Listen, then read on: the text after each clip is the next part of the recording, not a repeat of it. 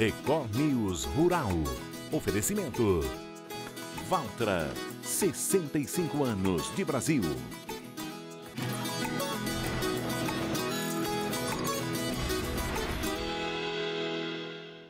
Oi, bom dia para você. O Record News Rural está no ar. A safra de grãos 2024-2025 foi estimada em mais de 345 milhões de toneladas, com recorde na produção de milho e também de soja. Os números estão no 11º levantamento de grãos, divulgado pela Conab nesta quinta-feira. O resultado na atual temporada é 47,7 milhões de toneladas superior ao ciclo 2023-2024 e se configura como o maior volume colhido na série histórica da Companhia Nacional de Abastecimento. A produção total está estimada em 345,2 milhões de toneladas, superando os quase 321 milhões de toneladas colhidos na safra 2022-23. O aumento é influenciado tanto pela maior área cultivada no país, com alta de 2,5%, como pela recuperação da produtividade média nacional das lavouras, que saiu de 3.700 quilos por hectare em 2022-23 para 4.200 quilos na atual temporada. No caso do milho, a expectativa é de uma colheita total de aproximadamente 137 milhões de toneladas, a maior já registrada na série histórica da companhia. A colheita da segunda safra do cereal já alcança quase 87% da área cultivada. Em Mato Grosso, o principal estado produtor do grão, com 49% da produção total do milho segunda safra no país, a colheita já se encaminha para o final. Já a soja tem produção estimada em 169,7 milhões de toneladas, quase 15% superior à da safra 2023-24. Segundo os pesquisadores, os investimentos dos produtores na cultura, aliado às boas condições climáticas na maioria das regiões produtoras, justificam o volume recorde no país. O levantamento estima também um aumento na produção de arroz, que pode chegar a 1.700.000 toneladas. A produção de pluma de algodão também deve bater recorde, atingindo 3.900.000 toneladas. Já o feijão tem estimativa de queda, prevista em 3,5%. Dentre as culturas de inverno, destaque para o trigo, com produção estimada em 7,81 milhões de toneladas. Um produtor rural de Goiás resolveu deixar a produção de hortaliça mais colorida. Em meio aos vários tons de verde, ele colocou verduras roxas. Como resultado, conseguiu aumentar a rentabilidade e ainda deixar a horta mais bonita. Você provavelmente conhece essa couve-flor branquinha e o repolho mais comum na sua mesa possivelmente é esse. A alface verdinha é presença garantida nos lares da maior parte dos brasileiros. Mas nessa horta de Aparecida de Goiânia, algumas verduras chamam a atenção pelas cores fortes e diferentes. É o caso da alface, do repolho e da couve-flor roxos. Esse aqui parece até um buquê de tão bonito. Delcimar é horticultor há 40 anos e viu esse tipo de verdura mais chamativa ganhar aos poucos o coração do consumidor. Aumentou bastante, né? Porque hoje a dona de casa, os buffets, tudo adora fazer os pratos enfeitados, que como os outros atrai mais a vontade de se alimentar, né? Delcimar explica que o gosto dos alimentos coloridos para os tradicionais não muda. Mas e o preço? Muito pouco a diferença de valores. É um pouquinho mais salgadinho. O colorido? Não, praticamente um pouquinho é bem pouco mesmo, não dá muita diferença não. Tanto a alface roxa quanto o repolho produzem um ano inteiro, diferente da couve-flor. Essa daqui tem uma peculiaridade, né? Qual a diferença dela para a couve-flor branca? Essa aqui é uma couve-flor roxa, couve-flor híbrida. As couve-flor hoje, elas se enquadram na família da Brássicas e elas têm a janela.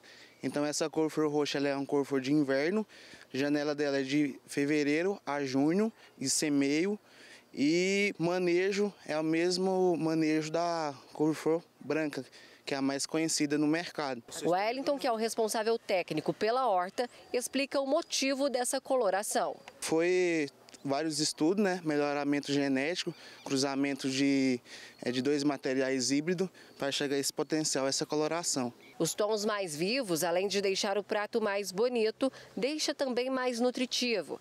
Afinal, as cores carregam não só beleza, mas nutrientes diferentes. Por isso, quanto mais colorido o prato, melhor. Os alimentos arroxeados são ricos em antocianinas, que é um dos antioxidantes naturais mais potentes que encontrados na nossa alimentação.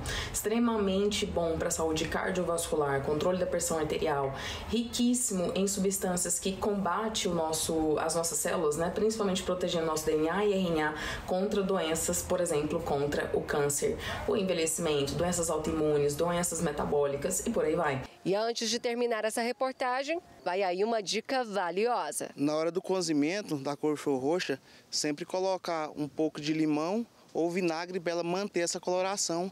Após o cozimento, vai manter esse roxo intenso. Os preços das carnes bovina e suína continuam em alta em agosto. Confira agora os dados divulgados pelo CPEA. As escalas de abate de bovinos continuam entre 7 e 8 dias, o que sustenta a demanda ativa dos compradores.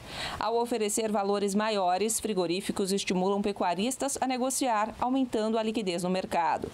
Em geral, na parcial de agosto até o dia 12, o indicador CPEA-ESALQ acumulou avanço de 5,3%. Já a carcaça casada bovina, no atacado da Grande São Paulo, registrou alta de 6,4% no mês. O mercado de suínos também apresenta valorização. Os preços do suíno vivo e da carne subiram em quase todas as regiões monitoradas pelo CPEA. Agentes de mercado atribuem ao movimento a maior procura pela proteína suína antes do Dia dos Pais e ao aumento no consumo depois do pagamento dos salários. No atacado, o ritmo de vendas melhorou em relação a julho. O crescimento na demanda, registrado na segunda semana de agosto, elevou a liquidez dos produtos. A tecnologia está transformando o campo e a pecuária leiteira. Um sistema de inteligência artificial ajuda o produtor a melhorar a genética do rebanho, indicando o melhor touro para cada vaca. Com isso, a fazenda ganha em produtividade e o consumidor em qualidade. Henrique trabalha com gado de leite em Goiás e utiliza a inteligência artificial para melhorar a produção. Todos os animais que a gente vai inseminar aqui na fazenda, então eu tenho uma novilha e eu vou inseminar ela com um touro. Para eu descobrir qual que é o touro que eu vou utilizar na inseminação, eu tenho que estudar o que serão os possíveis produtos que vão dar nos acasalamentos, né?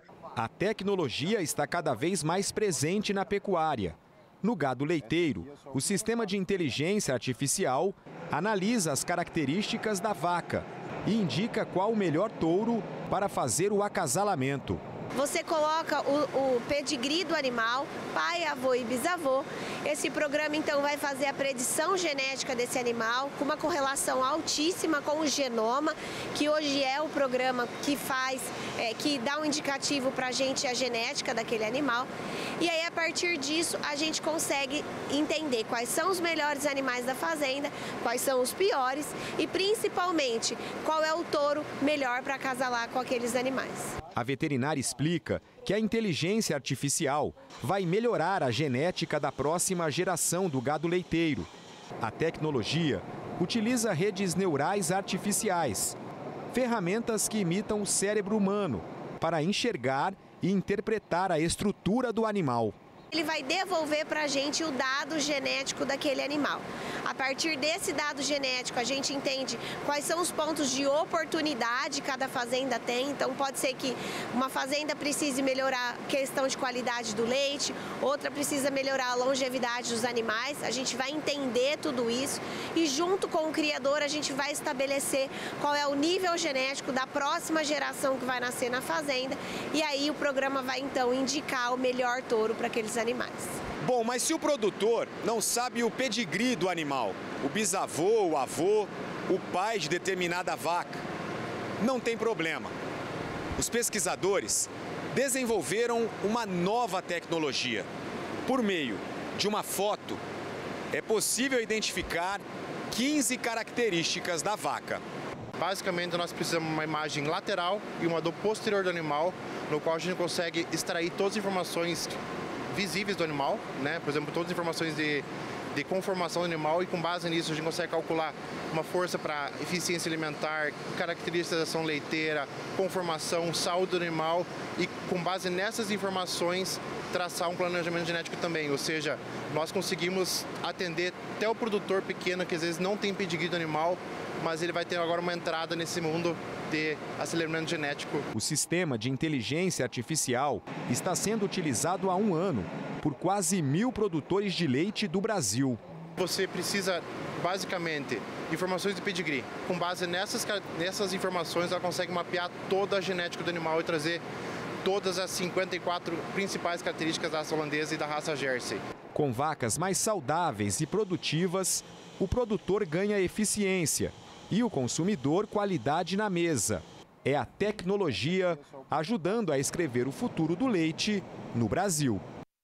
Agora você confere a previsão do tempo em todo o Brasil nesta sexta-feira.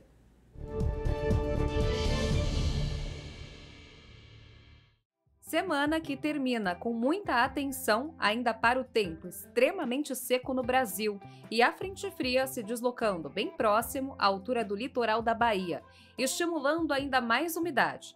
Algumas áreas entre litoral do Paraná, de São Paulo, do Rio de Janeiro e até mesmo o norte do Espírito Santo, pela presença de ventos úmidos do oceano, podem receber chuva de maneira fraca, enquanto a presença da massa de ar seco mantém o tempo firme desde o interior paulista até o estado de Mato Grosso. E a presença ainda do ar frio derruba as temperaturas em parte do Rio Grande do Sul, provocando geada ao amanhecer em áreas da campanha. A maior parte da sexta-feira será ensolarada no país, com pouco mais de nuvem presente no céu entre a região do Vale do Itajaí, o litoral do Paraná e o extremo sul de São Paulo. Na capital paulista, a sexta pode começar mais nublada e até com chuvisco. O sol volta a aparecer à tarde e a temperatura continua amena, enquanto entre Minas, Goiás, Mato Grosso e todo o estado do Tocantins, as temperaturas continuam bem mais altas e a qualidade do ar segue mais comprometida, por baixos índices ainda de umidade relativa do ar. Grande parte do sul e leste do Ceará vai voltar a receber chuva, até com risco de trovoadas, e tem atenção maior voltada para a região de João Pessoa e Natal, que podem ter chuva desde a madrugada e acumulando volumes elevados até o final do dia. Em Manaus e grande parte do estado do Amazonas, assim como o centro e o norte de Roraima, a chuva pode acontecer em vários momentos. E tem atenção para as pancadas fortes com risco de trovoadas. Destaque ainda nessa sexta para a umidade extremamente baixa na maior parte do Brasil. As capitais Brasília, Goiânia, Campo Grande, Cuiabá e até mesmo Palmas permanecem com alerta para valores de umidade entre 20% e 12%. A situação continua sendo de emergência para as áreas entre o sul de Mato Grosso e o extremo norte de Mato Grosso do Sul, que podem ter umidade abaixo de 12%.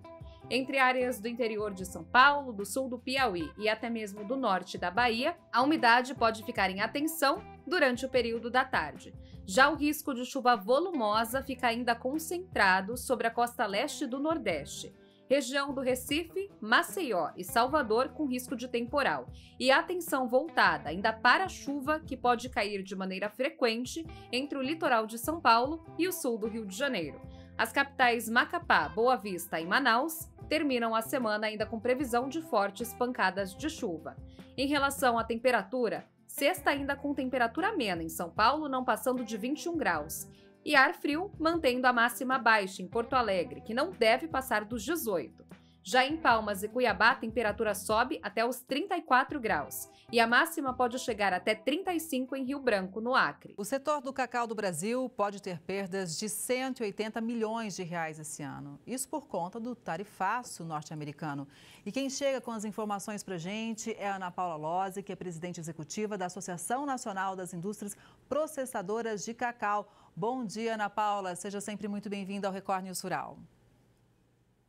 Bom dia, é um prazer estar aqui com você. Prazer o nosso também. Para todo mundo ter uma dimensão do tamanho do desafio, qual que é a importância do mercado norte-americano para o setor? Ótimo. Hoje nós temos 2 grandes mercados exportadores. Então, o nosso primeiro mercado é o mercado da Argentina, que consome os derivados de cacau aqui do Brasil, e o segundo, o mercado dos Estados Unidos. Os Estados Unidos representam 18% de toda a exportação que a gente faz ao longo do ano. Então, a exportação para o Brasil representa hoje mais de 50 mil toneladas de produtos exportados. Então, 20% desse volume vai para os Estados Unidos, só que os Estados Unidos concentram um maior volume de manteiga de cacau, que é um produto de maior valor agregado. Então, em dólar, esse é um volume muito importante para a indústria brasileira. Com certeza, né? Agora, infelizmente, esse tarifaço, ele veio no momento em que o setor justamente estava aumentando de forma significativa as exportações para os Estados Unidos? Isso, as exportações no primeiro semestre de 2025 já estava muito próximo do que a gente havia exportado ao longo de 2024. Então, em 2024, a exportação ficou próxima de 8 mil toneladas. Só no primeiro semestre de 2025, a gente já estava chegando a 6 mil toneladas. Ou seja, a previsão para 2025 era que a gente praticamente dobrasse ou chegasse muito perto disso ao final de 2025 para os Estados Unidos. E agora, com essa taxação, a nossa exportação fica proibitiva, porque 50% de taxa inviabiliza qualquer envio de produto para os Estados Unidos. Pois é, com certeza um problema grande para o setor que já enfrentava, inclusive, a escassez de amêndoas, né? A gente vem acompanhando, né, inclusive no âmbito mundial, a queda na produção de cacau, né? Isso, a gente tem uma falta, né, de cacau no mundo, e aqui no Brasil não é diferente. A produção local ela não é suficiente para atender a demanda interna. Então, a indústria brasileira ela importa cacau para industrializar, transformar nesses produtos, licor, manteiga e pó, e exportar o produto com volume, com valor agregado. Então, o cacau é um dos poucos setores da nossa agricultura onde há exportação da commodity e exportação de produto final, né? Produto intermediário no nosso caso. Só que agora, sem o mercado americano, a gente tem uma tendência a reduzir a moagem no mercado interno. Porque se eu não tenho para onde mandar o meu produto e é muito difícil realocar especialmente a manteiga para outros mercados, a gente vai ter que diminuir a importação e, consequentemente, diminuir a moagem, porque aqui no Brasil não tem amêndoa suficiente para atender o mercado. Ana Paula, quais regiões do Brasil seriam mais afetadas? Bahia, por exemplo? Hoje a indústria ela está concentrada na Bahia, especialmente em Ilhéus e Itabuna. Então, são 4 fábricas, as maiores fábricas estão nessas regiões. A gente ainda tem fábrica no Pará e em São Paulo, mas são fábricas menores. Então, realmente, as 2 principais regiões que serão impactadas com essa medida serão ali Ilhéus e Itabuna por conta da indústria. Mas quando a gente pensa que esses impactos, eles tendem a alcançar toda a cadeia, né, logicamente tendo impacto também no produtor, a gente vai ver impactos tanto na Bahia, quanto no Pará, no Espírito Santo, Rondônia e talvez até nos novos investimentos, né? Se a gente reduz a moagem, reduz a demanda por amêndoa, a gente consequentemente pode ver uma retração nos investimentos que tem sido feito ao longo de 2024 e 2025. E também em relação aos empregos, né, Ana Paula? Esse também é um problema grave, porque a gente sabe da importância do setor para gerar emprego e renda, né? A gente é uma cadeia que gera aí em torno de 200 mil empregos diretos e indiretos, né? A indústria trabalha para que a gente tenha o menor impacto possível nessa geração de emprego. Mas se a redução da moagem, né, se houver uma redução muito drástica e que isso venha a impactar, inclusive, nos funcionamentos das fábricas, vai ser muito difícil que não tenha um impacto no futuro. O que a gente sabe, ou a gente pode ter certeza, é que não é algo imediato, né? Essa questão do emprego, ela leva um pouco mais de tempo e a gente tem a expectativa de tentar reverter esse cenário com muito diálogo, muita negociação, tanto com o governo americano quanto com o governo brasileiro, para que os trabalhadores e também os produtores tenham o menor impacto possível nesse momento. A gente tem que transformar, talvez, a crise em oportunidade. Pois é, e talvez, né, dessa oportunidade toda, contar com o apoio para a abertura de novos mercados e outras ações. Por falar, inclusive, de apoio, o governo anunciou na quarta-feira um plano para proteger justamente os setores que exportam aqui do Brasil. Das medidas anunciadas, como é que você avalia esse plano e de que forma ele pode ajudar o setor de cacau?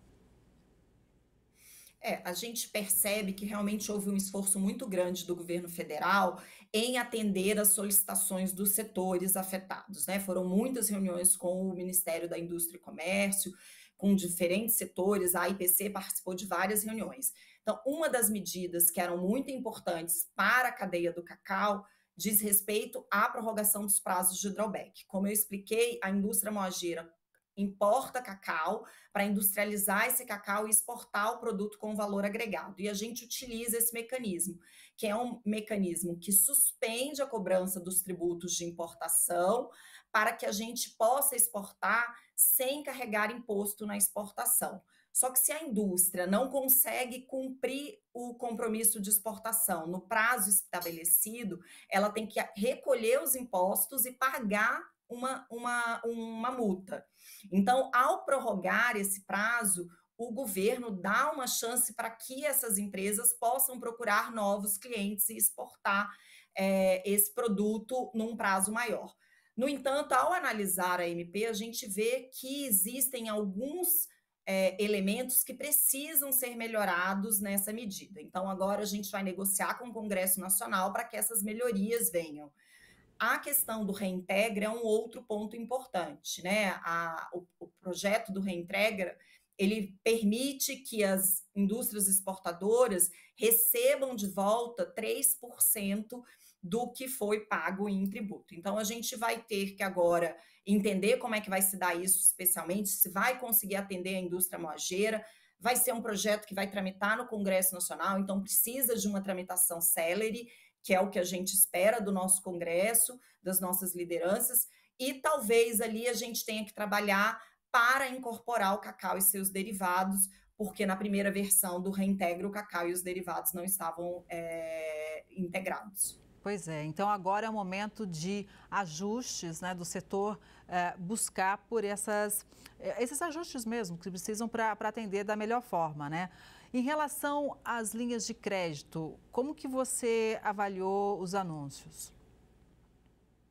As linhas de créditos, elas parecem atender muito mais uma linha do setor que é o do pequeno e médio exportador, né? E são extremamente importantes porque, como a gente sabe, eles têm uma menor capacidade, um menor fôlego de acessar crédito, né? Para o nosso setor, talvez o que está sendo ali oferecido não seja o mais adequado. Mas a gente entende também que o governo buscou olhar para o pequeno, médio e o grande exportador, buscando alternativas que atendam os mercados de acordo com as suas necessidades. Sobre a abertura de mercados, Ana Paula, porque eles falam também em modernização da exportação, dando mais garantias. E isso o governo fala também, inclusive o presidente Lula falou na quarta-feira sobre a abertura de mercados. Para o setor de cacau, quais seriam as nossas possibilidades? A gente exporta basicamente manteiga de cacau e pó de cacau. Aqui na região da América do Sul, né, a América Central, a gente já atende a maioria dos países, especialmente com o pó de cacau. Então, se a gente consegue tornar a nossa indústria mais competitiva para que o nosso produto chegue a esses mercados que a gente já atende com melhores preços, com certeza a gente consegue ampliar a nossa exportação para esses mercados já existentes.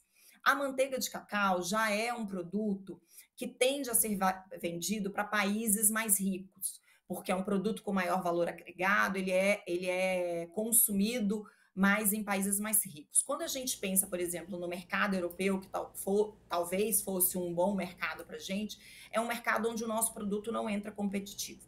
além do mercado europeu produzir, ser o maior produtor de derivados de cacau do mundo, ele está muito próximo da Ásia.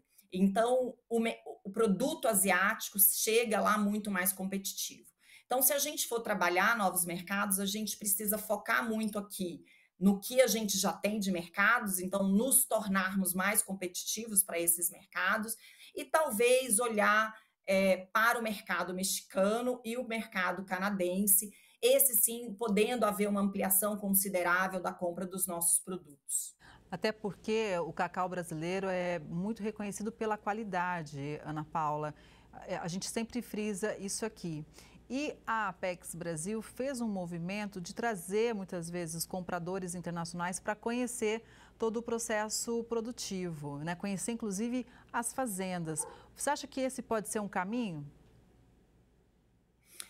A gente hoje, em termos de amêndoas de cacau, a gente exporta um volume muito pequeno, né? Então, quando a gente olha para esse segmento, qualquer trabalho que possa vir a ampliar a exportação pode ser interessante. No entanto, como eu comentei no início, a gente não tem produção de amêndoa suficiente para atender a demanda interna. Então, também não teria amêndoa para atender o mercado internacional. No que diz respeito aos derivados, todo movimento que possa aproximar a indústria de novos compradores é fundamental. Então, por exemplo, a gente é procurado eventualmente por adidos agrícolas de outros países, adidos agrícolas brasileiros que estão em outros países, para que a gente possa apresentar os nossos produtos, apresentar a nossa indústria. Essa é uma ação que é super importante, né? Então, a gente espera cada vez mais que isso aconteça com foco no cacau, mas também nos derivados de cacau. Você comentou, Ana Paula, da importância de negociar agora com o Congresso Nacional, até no sentido de que aconteça uma agilidade, né, na apreciação dos temas. Para a gente pensar assim, na preservação de empregos do setor, que tempo teria que ser essa agilidade, né? Com que agilidade o Congresso deveria olhar para tudo isso?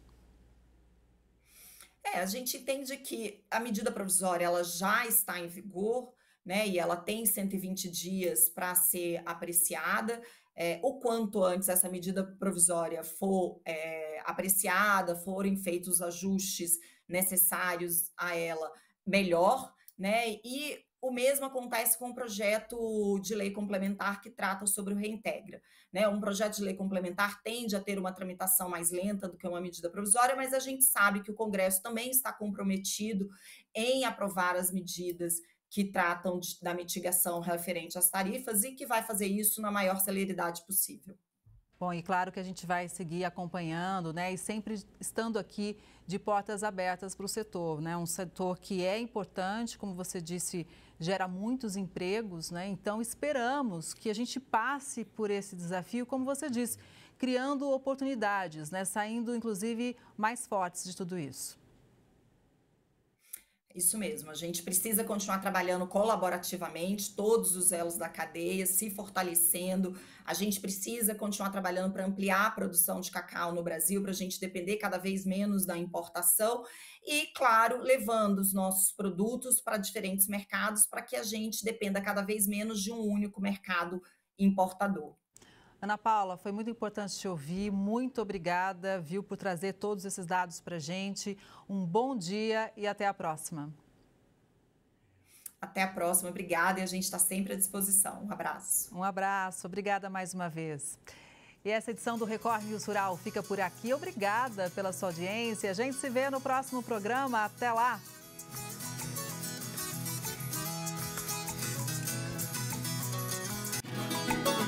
Record News Rural. Oferecimento. Valtra, 65 anos de Brasil.